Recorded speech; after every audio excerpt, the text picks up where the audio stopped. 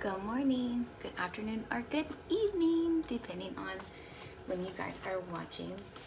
Speaking of when you guys are watching, if you are watching this on the replay, if you could hashtag replay for me, I would really appreciate it. So, I am Coach Charlotte with Time and Compass, and today I'm going to start my very first Wake Up Wellness. So, I know it's early. It's about 6 o'clock in the morning here in Texas where I am. But this is the best time for me during the day to know that I don't have littles that could possibly sneak in.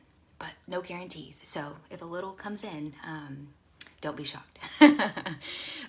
So what we are going to start doing on Wednesdays is I will wake up and I will give you guys a little tidbit of information, something to help encourage your journey to be the best version of you. And so I know many of you guys, hey Wendy, how's it going? I know many of you guys that have been following me know that my word for this year is balance. And so I am trying to be better balanced in all aspects of life. And so this month, our theme will be exercise. Okay. And so, from here on out in the month of April, I'll be coming to you with some great exercise and intentional movement tips, okay?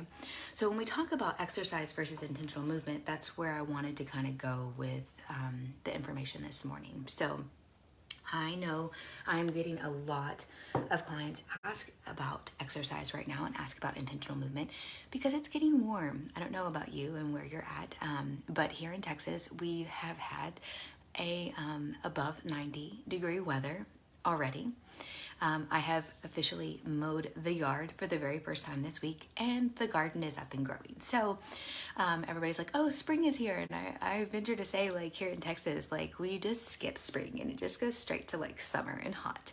And so when we think about summer, when we think about all of the things that involve that. It's usually, sleeveless tops and shorts, okay? And so as we have gone through the winter, it's really easy to kind of not be as intentional with exercise because we have all these lovely sweaters and great boots and scarves and things like that. And so with the layers shedding, we usually want to shed a little bit of weight as well.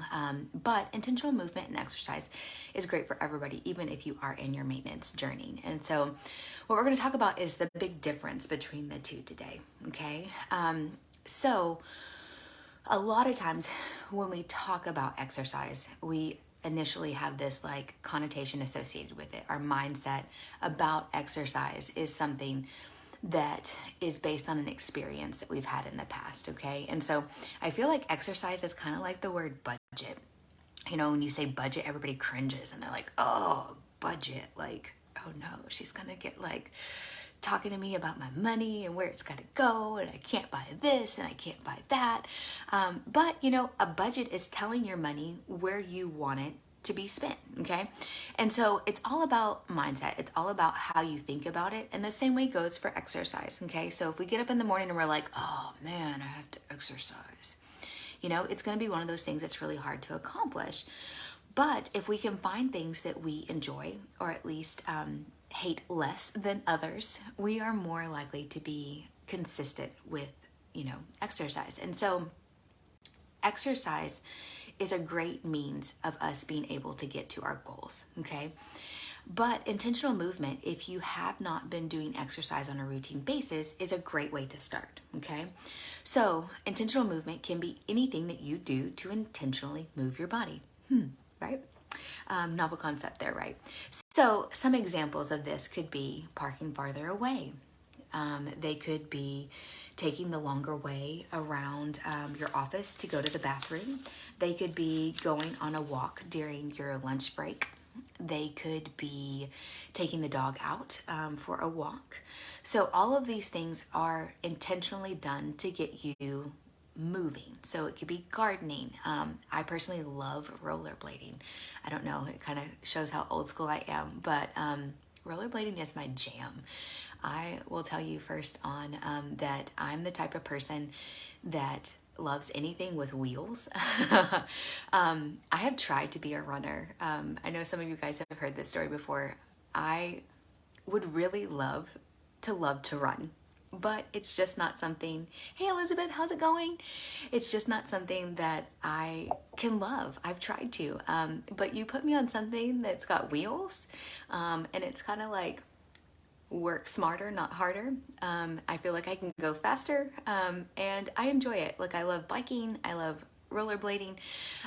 It's hard for me. I live kind of in a city, and so it's not as always easy to get on those things as I would like. But those can be, hey Tanessa, those can be intentional movement as well. But the thing is, I want to talk to you about intensity level. So intensity level is where we break down the difference between, you know, intentional movement versus exercise, okay? And so this is where it becomes kind of gray for people too, because of the fact that what intentional movement could be for one person might be exercise for another person, okay? So let me give you an example. Me and my rollerblading, right? Okay. So I will tell you, back in college, we had this lovely trail that went through the woods, and it was 5 miles. And so 5 miles out one way, and then you had to turn around because it ended in the woods, and you had to go back. And I love blading that. Would that be considered exercise? Yes, for me, you know, rollerblading 10 miles was completely and totally exercise. But for some of you guys that, you know, are marathon runners, some of you guys that have a really great cardiovascular system, that you are constantly engaging in cardio, this could be, hey Nettie, this could be something that is viewed as, you know, intentional movement. Maybe you're going at a really slow pace, maybe it's just leisure, something of that nature. And so let's talk about like intensity levels really quickly, okay? And so if we had a zero meaning that like we're sitting on the couch and we're binge watching our favorite TV show, this would be a 0, okay? And then a 10 would be, oh my gosh, I feel like I'm going to die. I don't know how much longer I can do this. This is not comfortable. This is not something I want to do anymore. I really hate this. Okay, so somewhere in the middle between there, we really don't want the 10 ever to kind of happen, because you'll kind of tox out your heart rate a little bit too high. But we don't really want the 0 to always be, you know, the norm for us either. Okay, and so when we talk about intentional movement, that's going to be somewhere between, let's say, like a 1 and a 3. Okay, so it's something that you are moving, you are intentionally engaging in some type of movement. Hey, Rennie. But it is something that is going to get you up and going. It's something that you could do for a really long period of time. It's not something that you are going to get extremely winded at, okay? And so, again, like I was saying, this can be different for everybody. So the same walk in the park with a hill for some person might be intentional movement, when the other person that hasn't been walking in the park continually is going on a walk, okay? They go up a big hill, they're huffing, they're puffing, they feel like, oh my goodness, this on a level of intensity, this is more like a 5. This could even be like a 7. I got to the top of this hill and I'm like, ooh, girl, I ain't going back up that one again, right? Okay, so just know that based off of level of intensity, we'll kind of gauge what the things are versus, you know, intentional movement versus exercise. So tell me something that you guys enjoy for intentional movement. You know, I've kind of given you some options of things that are available. I don't know if I said gardening. I feel like gardening can totally be intentional movement. It's funny because I used to always, I will tell you the truth, I used to be one that was like, gardening, how is that like intentional movement? Like, I mean, have you seen the weeds in my garden? It's intentional movement. Like, I am totally getting in some great like squats. Okay. Also, intentional movement, when we talk about, you know, exercise versus intentional movement, I gave you exercise options. Walking, yeah, no, walking's a great way. I completely agree with that, Wendy. I gave you lots of cardio options, and that's a lot of times when we talk about like intensity levels, I think that we think of it as cardio, but it could be intentional movement, could be, you know, resistance training as well. Okay, so it could be doing like squats while the microwave is going. It could be squatting in your garden. It could be, I know a lot of you guys know that I have littles. And so like taking my 3-year-old, which is a chunk of monk, like he's like a good 50 pounds solid, and, like squatting with him, taking my littlest one and kind of, pushing him up as like a shoulder press and then squatting down. That's intentional movement as well. Okay. Now, if I did it for a prolonged period of time and, my arms start burning and my legs start feeling like they're on fire, then that becomes exercise. Okay. So if you have not been doing a routine exercise program, I would say to start out small with intentional movement. Okay. So I know a lot of you guys have heard the whole 10,000 steps a day is a great way to start. And you're exactly right. So not very many people own pedometers anymore. I'm kind of showing my age. Back when, pedometers, you could go and get them, which you still can go and get them at, Walmart for like $10, and you wear them on your little waistline. And you're like, oh my goodness, I got this many steps in a day. I don't know. There's just something gratifying about knowing that you accomplished this, right? But with that, know that your phones do have pedometers in them. Most phones, if you have an iPhone, I know for sure, most Androids do too. And so if you are someone that always has your phone on your hip, if you're always someone that has your phone in your pocket, it's automatically going to have a pedometer in it. And so what I would say is knowing how many steps that you're usually taking in a day, it's a great baseline. Okay. So do that for about a week. And then from there, we want to increase. So adding about 1,000 steps in additional until we work up to 10,000 steps. Okay. So that's the kind of goal. And so this goal was actually made hey, Kimberly, this goal was made actually with preventative medication in mind. And so this is something to allow you to be less likely for, heart disease, diabetes, things of this nature. Now, is this going to allow you to get to goal weight? Is this going to allow you a great bum and, biceps? No, walking isn't going to get you there. 10,000 steps isn't going to get you there if we're only doing that with intentional movement, but it's a beautiful place to start. We always want to make sure that we touch base with our doctor and make sure that it's good and safe to start an exercise routine. But doing intentional movement with the goal of having 10,000 steps is a great way for you to start that baseline until you can get in and make sure that you're good to go. So this doesn't have to mean that you're setting time out of the day to do like a 20-minute block. I know I have so many people that are like, I just don't have time for that, Charlotte. And I get it. Like, believe me, I do. And if you don't have 20 minutes in your day to spare, then that's okay. Chunk that down into 5-minute intervals, okay? So before work, could you get 5 minutes in? Could you go around, your work for about 5 minutes, like around the building?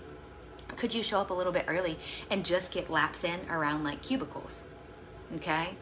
Could you potentially, at lunch, like I said earlier, like get out and, walk a little bit? It's getting a little bit better, hopefully where you're at too, in regards to being able to do that.